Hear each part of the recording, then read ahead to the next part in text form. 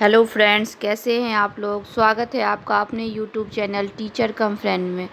तो फ्रेंड्स, इस वीडियो में हम लोग ग्रोथ एंड डेवलपमेंट से रिलेटेड कुछ इम्पॉर्टेंट क्वेश्चन को देखेंगे, ठीक है, जो कि एग्ज़ाम में पूछे जाते हैं इस टाइप के क्वेश्चन। तो इसलिए हम लोग इस टाइप के क्वेश्चन का प्रैक्टिस कर लेते हैं।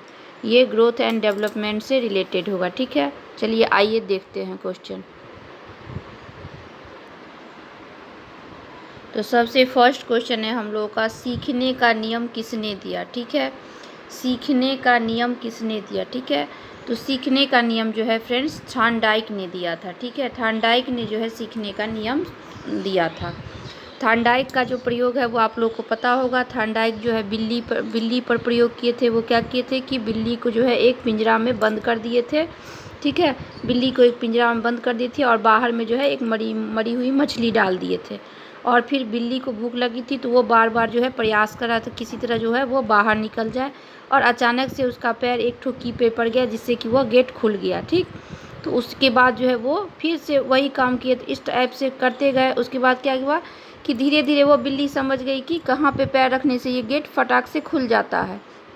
और उसके बाद जो है जब भी वो उसको पिंजरे में बंद करते थे तो वो फटाक से उस की पे पैर डाल के उस गेट को खोल के आ जाता था। तो इससे क्या हुआ कि बार बार मतलब एक ही चीज़ कराने से क्या हुआ, बार बार एक ही चीज़ कराने से क्या हुआ कि वो बिल्ली समझ गई कि हमको क्या करना है, ठीक है। तो उनका जो नियम है, थॉर्नडाइक का जो नियम है, थॉर्नडाइक ने जो है सीखने का नियम दिए थे, ठीक। इनका जो है 3 मुख्य नियम है, ठीक है। 3 मुख्य नियम है और 5 जो है गौण नियम है, ठीक। अब 3 जो है मुख्य नियम है ये भी बहुत इंपॉर्टेंट है क्योंकि ये भी पूछा जाता है, ठीक है फ्रेंड्स।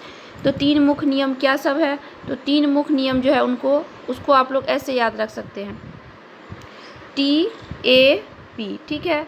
ये तीनों में से जो है आपको याद रखना है। क्या होता है कि 4 ऑप्शन दिया जाता है जिसमें कि 3 ऑप्शन जो है उनका नियम रहता है और एक चौथा जो नहीं रहता है, ठीक है। तो उसको नहीं कट करना रहता है, ठीक है। या फिर जो है सो उनका बताया जाता है कि कोई उनका कौन सा एक नियम है बताइए। तो आप लोग को याद रखना है उनका जो 3 मुख्य नियम है वो देखिए। टी से तत्परता का नियम, ठीक है। टी से आपको बस इतना याद रखना है, टैप याद रखिएगा, आपको थॉर्नडाइक का नियम याद, ठीक है। थॉर्नडाइक से आप लोग फ्री हो गए। तो थॉर्नडाइक का जो पहला नियम है वो क्या हो गया, टैप, यानी ये टी से यानी कि तत्परता का नियम, ठीक। अगर बच्चा जो है तत्पर होगा सीखने में तभी वो कुछ सीख पाएगा, ठीक है। नेक्स्ट देखिए अभ्यास का नियम क्या है, ए से अभ्यास का नियम। बार बार अगर किसी चीज़ का अभ्यास किया जाता है तो वो जो है अच्छा से सीख पाता है, ठीक है। तो ये हो गया उनका अभ्यास का नियम। और नेक्स्ट है प्रभाव का नियम, ठीक। प्रभाव का नियम जैसे कि हम लोग कोई काम किए, ठीक है, हमको उसमें जो है सो काम किए तो उसका फल जो है अच्छा मिला। जैसे हम पढ़ाई किए और मेरा अच्छा नंबर आ गया तो उससे क्या होगा, मेरा जो मोटिवेशन है वो क्या हो जाएगा, बढ़ेगा मेरा मोटिवेशन, तो हम और अच्छा से पढ़ाई कर पाएंगे। तो ये हो गया प्रभाव का नियम। वो जो मेरा अच्छा नंबर आया वो मेरे पढ़ाई को प्रभावित कर रहा है, ठीक ना। तो इसलिए ये हो गया प्रभाव का नियम, ठीक। तो प्रभाव के नियम में एक ये पॉजिटिव भी हो सकता है, निगेटिव भी हो सकता है। देखिए अगर मेरा अच्छा नंबर नहीं आया तो क्या होगा, मैं डिमोटिवेट हो जाऊंगी, ठीक है, मुझे मेरा पढ़ने में मन नहीं लगेगा। तो इससे क्या होगा कि ये भी प्रभाव डाला मेरे ये लर्निंग पे, ठीक है। तो ये हो गया प्रभाव का नियम। पर प्रभाव का नियम पॉजिटिव भी हो सकता है, निगेटिव भी हो सकता है, ठीक। तो ये हो गया थॉर्नडाइक का 3 नियम। इसको आप लोग याद रखिएगा कीवर्ड से टैप, ठीक है। तत्परता का नियम, अभ्यास का नियम, प्रभाव का नियम, ठीक है। चलिए नेक्स्ट क्वेश्चन हम लोग देखते हैं। नेक्स्ट क्वेश्चन देखिए, मानव विकास के मनोलैंगिक विकास को निम्न में से किसने महत्व दिया था। तो मनोलैंगिक विकास जो है फ्रेंड्स इसको जो है महत्व जो है फ्रायड दिए थे, ठीक है।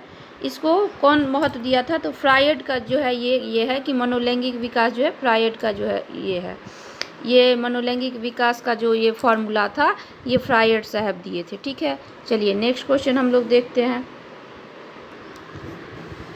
नेक्स्ट क्वेश्चन देखिए, निम्न में से कौन सा विकास का सिद्धांत नहीं है, ठीक है। तो हम लोग को नहीं ढूंढना है कि इस चारों में से जो है विकास का सिद्धांत कौन सा नहीं है। देखिए अनुकूलित प्रत्यावर्तन का सिद्धांत, निरंतर विकास का सिद्धांत, परस्पर संबंध का सिद्धांत या समान प्रतिमान का सिद्धांत। देखिए फ्रेंड्स इसका राइट ऑप्शन ए हो जाएगा, ठीक है। इसका राइट ऑप्शन क्या हो जाएगा, ए, अनुकूलित प्रत्यावर्तन का सिद्धांत। क्योंकि ये देखिए निरंतर विकास का सिद्धांत जो है, विकास जो है निरंतर ही होता है। विकास जो है, पहली बात तो विकास जो है जीवन पर्यंत चलता रहता है, ठीक है।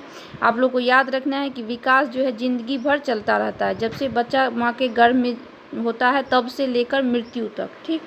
तो निरंतर विकास का सिद्धांत, तो ये भी सही हो जाएगा।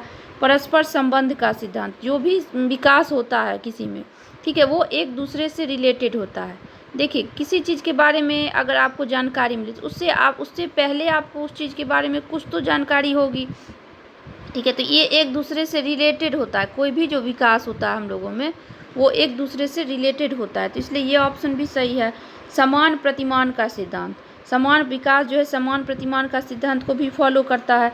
जैसे देखिए, अगर एक बच्चा इंडिया में है, ठीक है, वो जितने महीने में चलना सीखता है, मान लीजिए 1 साल में, तो वो अगर अमेरिका में बच्चा है तो वो भी 1 ही साल में चलना सीखेगा, मतलब लगभग में मैं बता रही हूँ, ऐसा नहीं है कि एकदम नेट 1 साल में।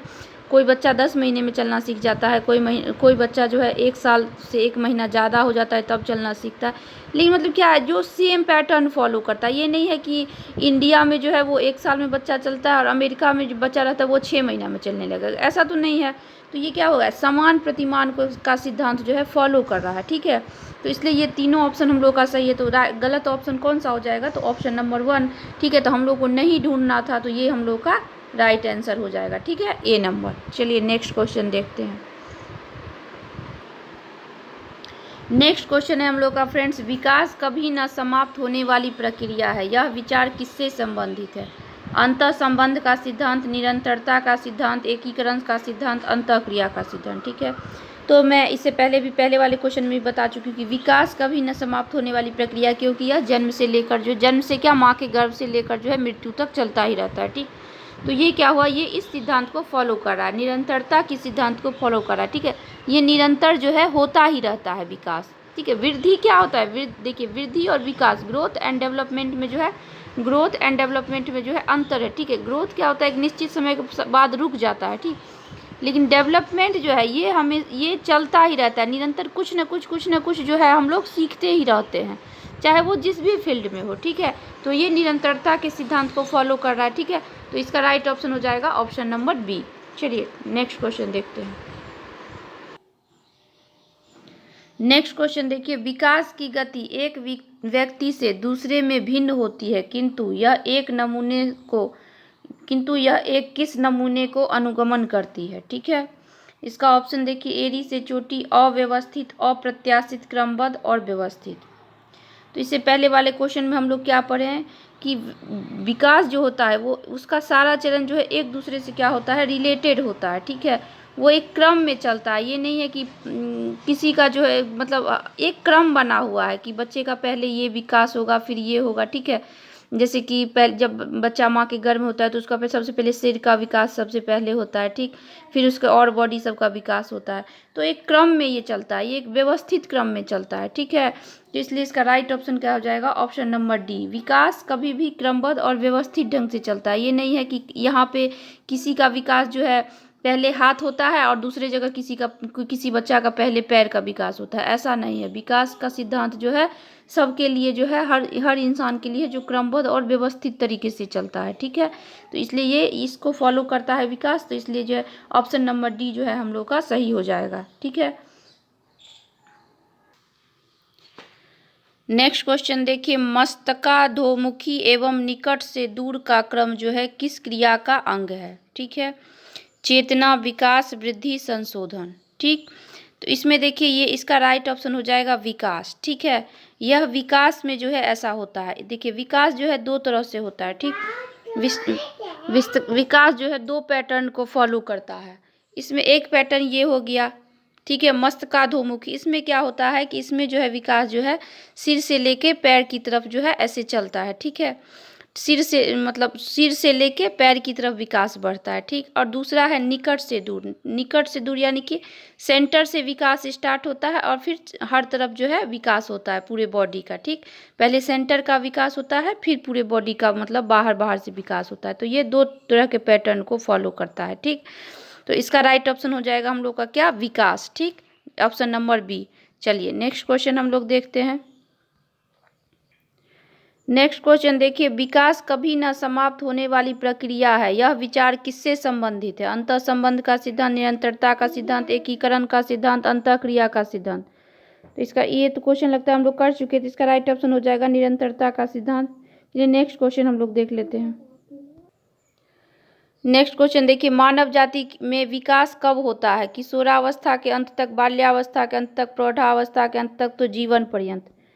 तो विकास कब होता है? तो इसका राइट ऑप्शन हो जाएगा डी। पहले भी मैं बता चुकी हूँ कि विकास जो है जीवन पर्यंत चलता रहता है, ठीक है, माँ के गर्भ से लेकर मृत्यु तक, ठीक। तो इसलिए इसका राइट ऑप्शन हो जाएगा ऑप्शन नंबर डी। चलिए नेक्स्ट क्वेश्चन देख लीजिए। नेक्स्ट क्वेश्चन है, निम्न में से विकास के कौन सा सिद्धांत गलत है? ठीक है, ऑप्शन देखिए, विकास में व्यक्तिगत विभिन्नताएं होती हैं। हाँ, होता है, विकास व्यक्तिगत विभिन्नताएं होती है। कोई कोई देखिए, कोई लंबा होता है, कोई नाटा होता है, कोई मोटा, कोई पतला, ठीक है, कोई गोरा, कोई काला। तो विकास जो है व्यक्तिगत विभिन्नता के विकास में जो है व्यक्तिगत विभिन्नताएं जो है होती है, ठीक। विकास संयोगों का परिणाम है, ये ऑप्शन गलत हो जाएगा, क्योंकि विकास जो है कभी भी संयोगवश नहीं होता है, ठीक है। इसका पहले से एक निश्चित ये है कि ऐसे ऐसे विकास होगा, इस महीने में ये होगा, इस साल में ये होगा, ठीक है। एक निरंतर पैटर्न को फॉलो करता है विकास, ठीक है। तो ये इसका ऑप्शन गलत है। यह एक सतत प्रक्रिया है, हाँ है, क्योंकि हमेशा ये जीवन पर्यंत चलता रहता है, कुछ न कुछ हम लोग का विकास होता ही रहता है। तो यह एक सतत प्रक्रिया भी है। यह एक पूर्व कथनीय है। तो हाँ, पहले से ही फिक्स है कि किसका कब क्या होना है। जैसे कि कोई बच्चा 6 महीना में जो है रेंगना सीखता है, ठीक है, ये क्रॉलिंग करना, ठीक। तो वो जो है फिक्स है। कोई ये थोड़ा सा टाइम इधर उधर हो सकता है, लेकिन ये फिक्स है। तो ये पूर्व कथनीय है, ठीक है। तो इसका राइट ऑप्शन हो जाएगा ऑप्शन नंबर बी। चलिए नेक्स्ट क्वेश्चन देखते हैं। नेक्स्ट क्वेश्चन देखिए, एक बच्चा ईर्ष्या का प्रदर्शन कब करता है? एक बच्चा ईर्ष्या का प्रदर्शन कब करेगा? 6 माह की आयु में, 12 माह की आयु में, 18 माह की आयु में, 24 माह की आयु में। तो देखिए, एक बच्चा जो है ईर्ष्या का जो है प्रदर्शन जो है 12 माह की आयु में जो है करने लगता है, ठीक है। जब वह 1 साल का होता है तब उसे जो है थोड़ी थोड़ी समझ आ जाती है। देखिए, इसको आप लोग देखे होंगे अपने आसपास, अगर आपके छोटा बच्चा होगा तो अगर उसकी मम्मी के पास कोई दूसरा बच्चा चला जाए तो उसको जो है ये होने लगता है कि नहीं, ये मेरी मम्मी है। और वो उसके पास जो कहीं भी रहता है तो दौड़ के जो है चला जाता है कि नहीं हटो, तो ये तुम हटो, ये मेरी मम्मी है, ठीक है। तो ये क्या हुआ? ये बच्चों में ईर्ष्या की भावना का ये हुआ। तो ये जो है 1 साल तक जो है बच्चे में हो जाती है। फ्रेंड्स, ये वीडियो अगर आपको अच्छी लगी हो तो प्लीज़ चैनल को सब्सक्राइब कर लीजिएगा, वीडियो को लाइक कर दीजिएगा। Thank you.